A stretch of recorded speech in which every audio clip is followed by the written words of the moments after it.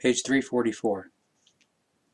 Religions teach and preach only according to belief systems or dogmas and dependency theses in a back-binding form, through which the own freedom and self-rule are wrested from the earth human beings. And since these evil irrational teachings inevitably, due to their falseness, could never be lived or lived out, they have become rigid in themselves, into senseless and morbid empty phrases.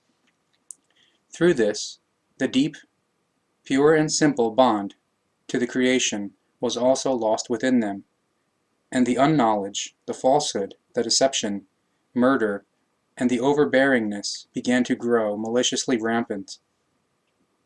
Thereby, however, it raises the question why the clerics of the religions possessed and possess so little cognizance of the spiritual teaching and the truth of the creation, and why they have since time immemorial lacked the unperishable truth of the creational laws and recommendations, and have been strangers to them for thousands of years. Also, this question is very simple to answer.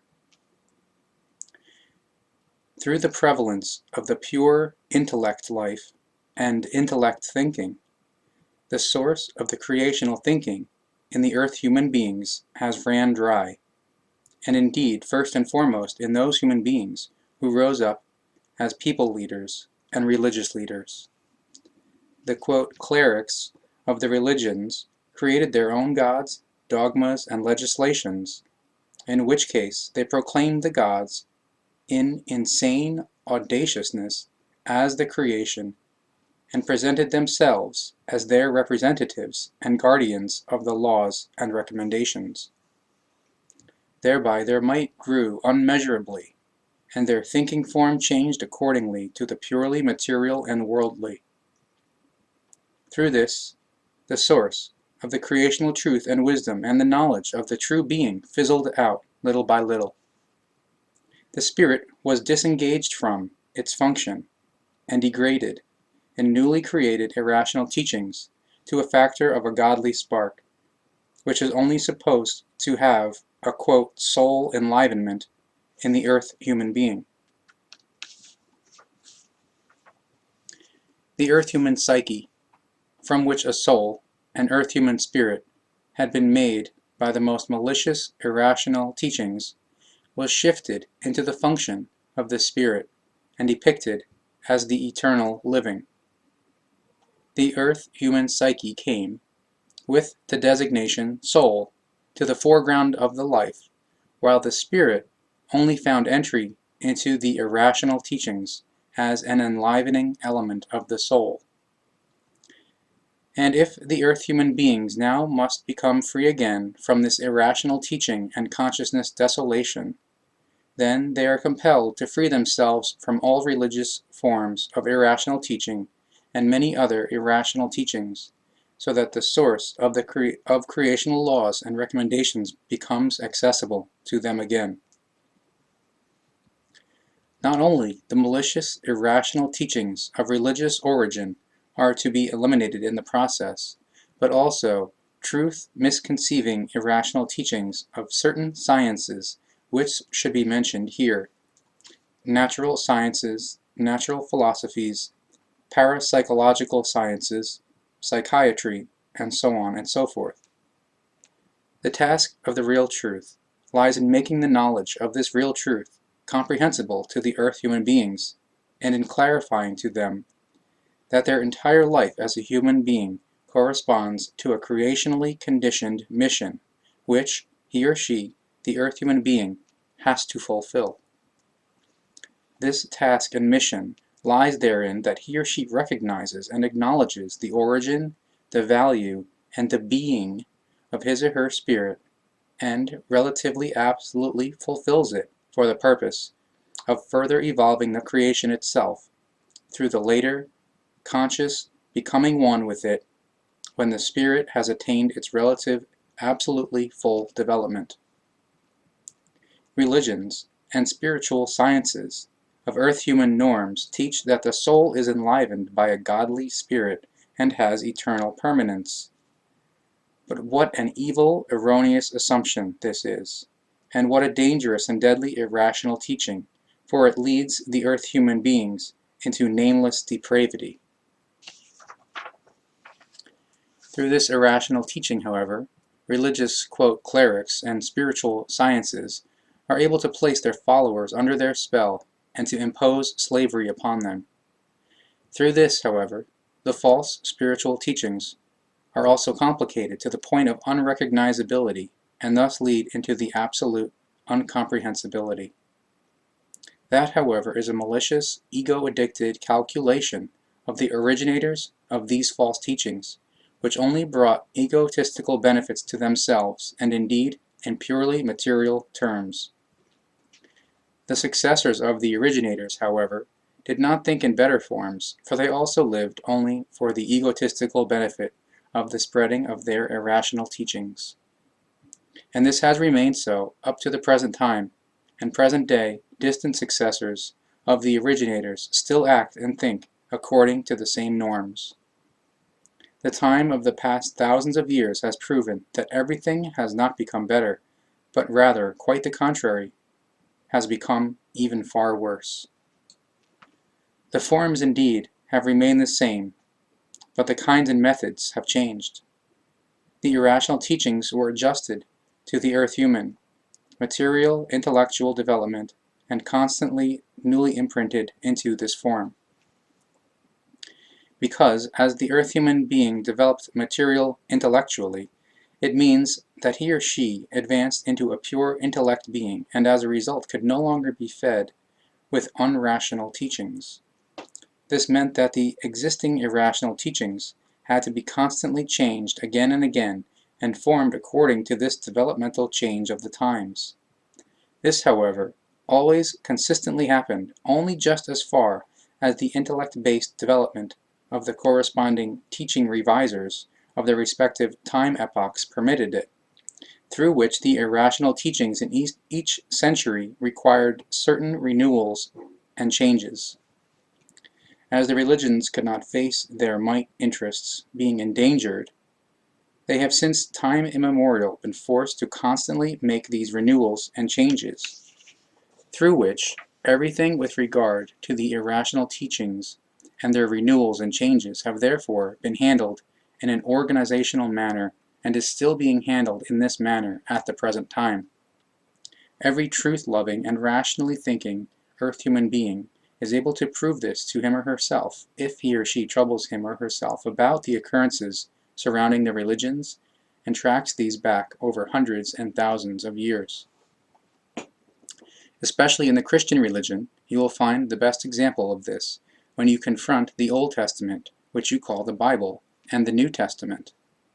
These two works most openly expose the renewals and changes which, depending on the time period, had to be made as a result of the development of the intellect and of the earth human beings, in order not to let this religion fall prey to a decline.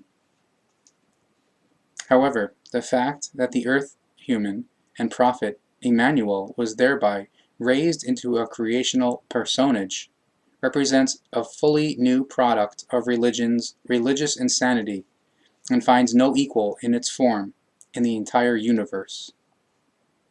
In this regard, the earth human fantasy has reached the highest measure of all malicious fantasy-based irrational teachings, and can claim that not a single life form in the universe could lay claim to the uniqueness of this insanity. The earth human fantasy is maliciously very badly out of control of the good human nature, and it is, in this manner, inherent to no other life forms. This is the uncontrovertible truth. The nourishment of the spirit has already been mentioned once briefly, which now leads to the further question of what is to be done in order to grant the spirit the right care and what kind of nourishment it actually needs. The question must be answered with this. Every life form must be kept alive by an appropriate nourishment, through which the entire evolution of all forms is guaranteed. All and everything, therefore, requires a nourishment, whether it now concerns a human life form or an animal, or plant life form, a crystal, a stone, or anything else. The nourishment is simply necessary for everything, whether it now concerns a material body, or solids, or the spirit. Only the kind and form of the nourishment are subject to gradual differences, precisely according to creational law-based determination, each kind according to its kind.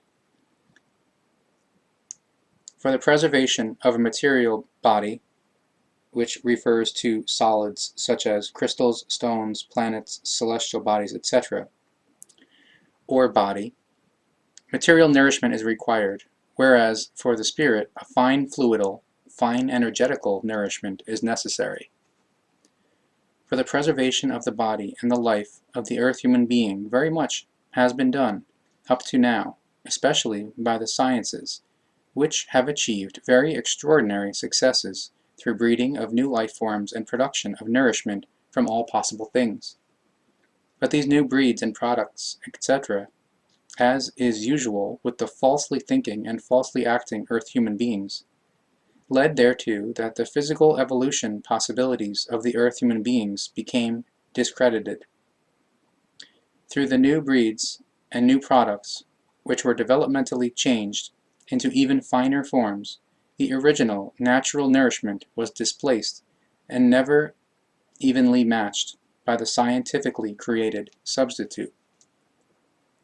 This means that the nourishment for the body available to the earth humankind at the present time is overbred and almost valueless, and that the earth human being has more and more fallen prey to a physical degeneration and weakening, which rob them of any resistance against external and internal influences, and causes them to fall victim to diseases and lingering illnesses.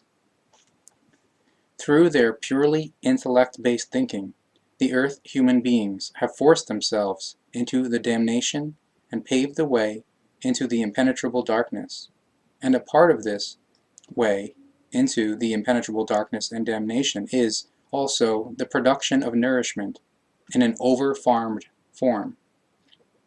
But also, this way is only an evil consequence of the rationality-based irrationality of the earth human being, because he or she constantly disregarded all laws and recommendations of the creation and the nature, and in the present time disregards them more than ever.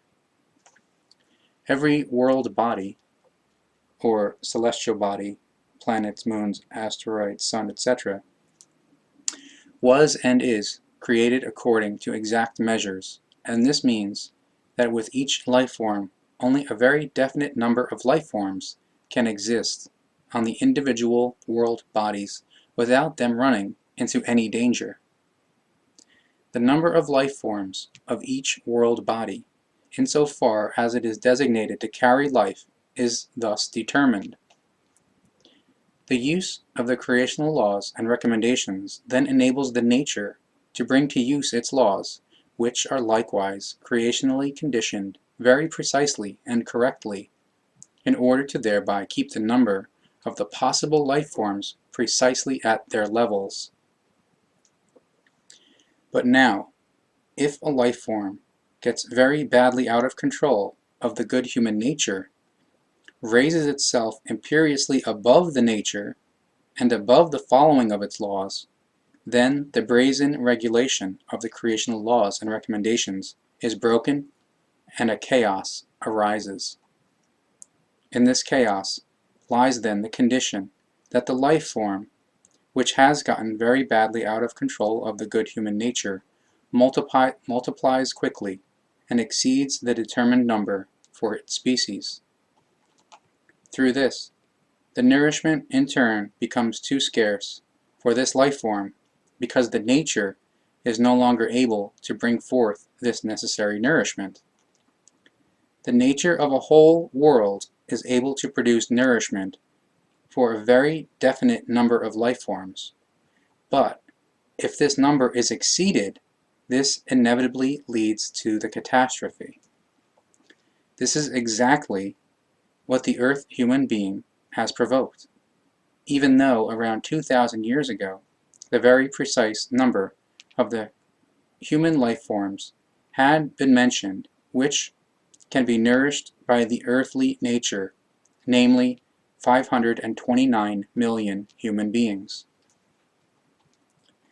The number of Earth human beings at the present time, however, amounts to already eightfold in 1975. The possible norm, which is still continuously being increased unresponsibly by the irrational human rationality-based thinking, or in 2004, 7.5 billion, or in 2020, 9 billion. But in order to put a stop to this unlogical excess, the way must be taken which has already been mentioned at a previous place. For a very long time, the Earth human being has only ever asked the question about the nourishment for their corporeal well-being, but a question about the nourishment for his or her spirit indwelling within him or her had been stifled in the deepest depth by them. But this question is just as important as the question about the nourishment of the body for the body. The precise observation and recognition teaches that for the preservation of the body, all nourishments and liquids are fed through the mouth and reach into the stomach and into the intestines, etc., where they are separated and converted into all vital substances. Therefore, as also with the seed, all influences enter from the outside to the inside and thus produce the life. So it also happens with the Earth human being and all other life forms. This is a law of the creation, which states that every life form takes in its nourishment from the outside to the inside and usefully transforms and reworks it in a conversion process, making it capable of sustaining the life. But now that this creational law awakens the cognition that this process is inherent to all life forms, thus also to the spiritual forms, so the question arises: where does the spirit residing in a life form take in its nourishment, and where does it obtain this? The answer to this question is very clear. The spirit takes in its nourishment from the outside into itself, into its spiritual mass, which does not need a mouth. This nourishment consists of pure, fine, fluidal, energetical, cosmic electromagnetic form, and lives in all things. Every life form, however, also sends out energy streams from its inner spirit form, which are again picked up by other inner spirit forms and processed as nourishment. From this it follows that all existing life forms are connected to each other through their inner spirit forms and provide each other with spiritual energies. This means that each life form is dependent on the other and forms a oneness in the individual as well as in the mass.